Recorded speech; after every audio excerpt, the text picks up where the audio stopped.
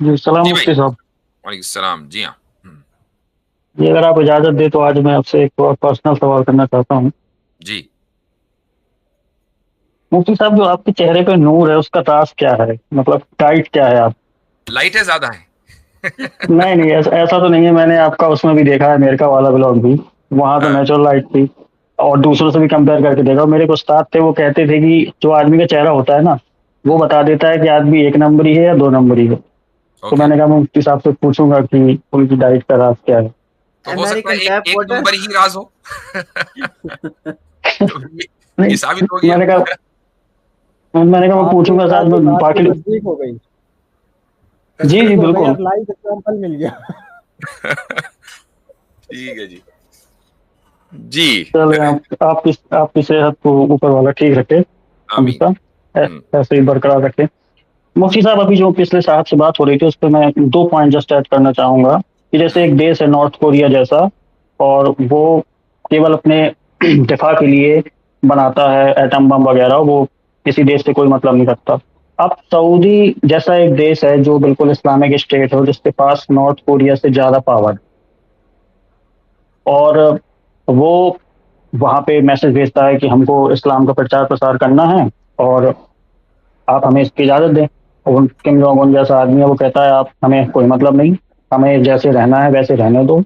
अब जाहिर सी बात है कि इस कंडीशन में इकदामी जिहाद होगा। तो जब इकदामी जिहाद होगा तो उसमें स्लेव्स भी बनाई जाएंगी। तो इसमें कंसेंट कहाँ है? ठीक। देखिए मिस्टर एक्स साहब, ये इसको कहा जाता है एक लोडेड क्वेश्चन। ठीक है।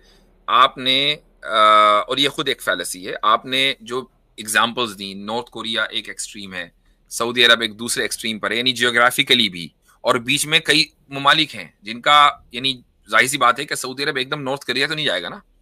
आप बेहतर ये है कि अगर आप हाइपोथेटिकल एग्जांपल ही दे रहे हैं तो आप north Korea and south Korea की एग्जांपल दें। ठीक है, वो ज्यादा बेहतर है। और उसकी वजह यह है कि नॉर्थ कोरिया ने जो एटम बम बनाए हैं, अब आप एक तरफ ये कह रहे हैं कि नॉर्थ कोरिया एटम बम बना रहा है, लेकिन वो ये कह रहा है भाई मुझे किसी से कोई लेना देना नहीं है। भाई जब किसी से लेना देना नहीं है तो एटम बम बना क्यों रहे हो? नहीं, लेना देना है। वो लेना देना किससे है? साउथ कोरिया से। आप जब उस जियोग्राफिकल वॉरफेयर को देखेंगे तो उसका उसका दुश्मन मेन क्या है? वो साउथ कोरिया है। अब इमेजिन करें हाइपोथेटिकली कि साउथ कोरिया जो है वो मुसलमान मुल्क है, सारे मुसलमान हो गए। वो ये कहते हैं कि भाई टेंशन तो पहले से है ही, और हमारे आसपास के सब मुसलमान हैं, मसलन रशिया भी मुसलमान हो गया, जहां जहां बॉर्डर मिलती है भाई मुसलमान हो गए। अब ये नॉर्थ कोरिया बचा हुआ है। तो नॉर्थ कोरिया को बिल्कुल पैगाम भेजा जाएगा साउथ कोरिया की तरफ से कि आप हमारे जो मुबल्लिगीन हैं, यानी जो दावा देने वाले लोग हैं, उलमा हैं, आप उनको अलाउ करें, उनके लिए बॉर्डर्स खोलें। आपके लोगों को हम जो ह्यूमन राइट्स हैं, वो बेसिक ह्यूमन राइट्स मिलने चाहिए। और ह्यूमन राइट्स सिर्फ ये नहीं है कि उनको रोटी कपड़ा और मकान मिल जाए, ये तो है ही, ये अपनी जगह, इससे इंकार नहीं है। चूंकि लाइफ सिर्फ इस दुनिया में नहीं है, लाइफ तो फिर आखिरत में भी है। तो रोटी और कपड़ा मकान ये तो आपके इस जिस्म की जरूरत इस दुनिया में पूरा करते हैं ना।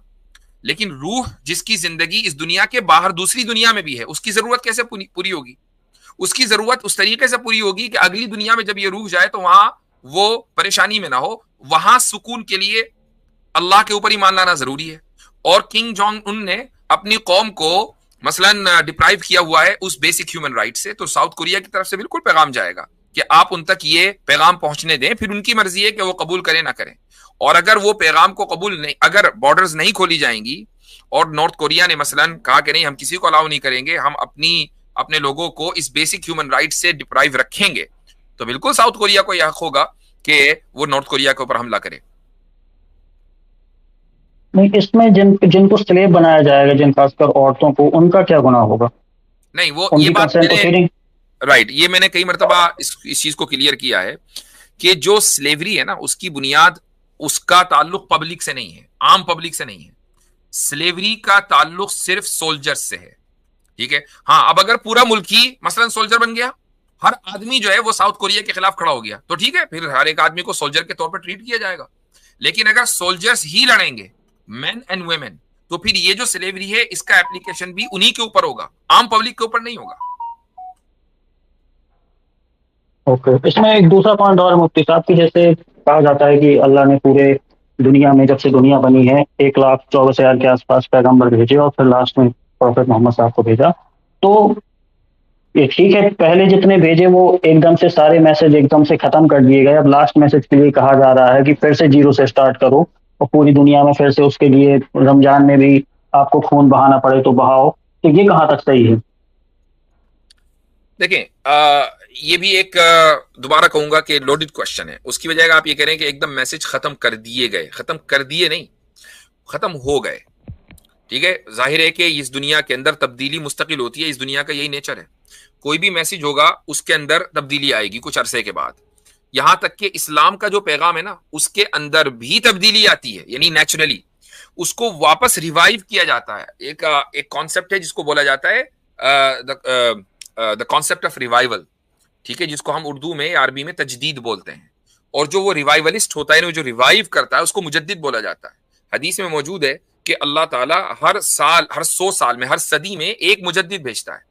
मुजद्दिद का मतलब वो होता है कि इस्लाम की जो बुनियादी या जो चीजें सुन्नतें रसूल अकरम सल्लल्लाहु अलैहि वसल्लम की वो भुला दी गई और या उनमें कोई तब्दीली हो गई, लोगों ने तब्दीली कर दी, तो वो मुजद्दिद उनको वापस ओरिजिनल के ऊपर लेकर जाता है और इसको बोलते हैं रिवाइव करना। तो इस उम्मत में अल्लाह ताला ने हर 100 साल में इसका इंतजाम किया हुआ है। यही वजह है कि आज 14 सदियां गुजरने के बाद, रसूल अकरम सल्लल्लाहु अलैहि वसल्लम की आमद के 14 सदियां गुजरने के बाद, हमारे पास इस्लाम ओरिजिनल शक्ल में मौजूद है। ठीक है, उसी शक्ल में एक बहुत बड़ी तादाद आज भी प्रैक्टिस करती है। एक बड़ी तादाद, सारे ना करते हो, एक बड़ी तादाद करती है। यह भी हदीस में मौजूद है कि ला तज़ालु ताइफ़तुम मिन उम्मती ज़ाहिरीना अलल हक़, कि मेरी उम्मत की एक जमात हक से लगी रहेगी, हक के ऊपर डटी रहेगी, हक उसी शक्ल में रहेगा जिस शक्ल में रसूल अकरम सल्लल्लाहु अलैहि वसल्लम ने पेश किया था। वो एक जमात होगी, पूरी उम्मत को नहीं कहा। ठीक है, लेकिन उसके लिए जरूरी है कि वो हक उसी शक्ल में मौजूद हो जिस शक्ल में आया था। ये कैसे उस शक्ल में मौजूद है? ये तो बदल रहा है, नेचुरली बदलना चाहिए, जो कि इस दुनिया का निजाम यही है। अल्लाह ताला ने तजदीद का जो सिलसिला शुरू किया है, वो उसके जरिए वो ओरिजिनल मैसेज बाकी रहता है। ये तजदीद का सिलसिला पिछली उम्मतों में नहीं था। अंबिया आते थे और उनका मैसेज बदल जाता था, फिर अंबिया आते थे, फिर मैसेज बदल जाता था, यहां तक कि अंबिया का सिलसिला हजरत ईसा पर रुक गया, 600 साल गुजर गए, फिर फाइनल मैसेंजर रसूल अकरम सल्लल्लाहु अलैहि वसल्लम तशरीफ लाए। और अब भी पैगाम बदलेगा, लेकिन उसको वापस जीरो पर लाने के लिए या ओरिजिनल करने के लिए अल्लाह ताला ने मुजद्दिदीन का सिलसिला शुरू किया हुआ है। जी जी, शुक्रिया।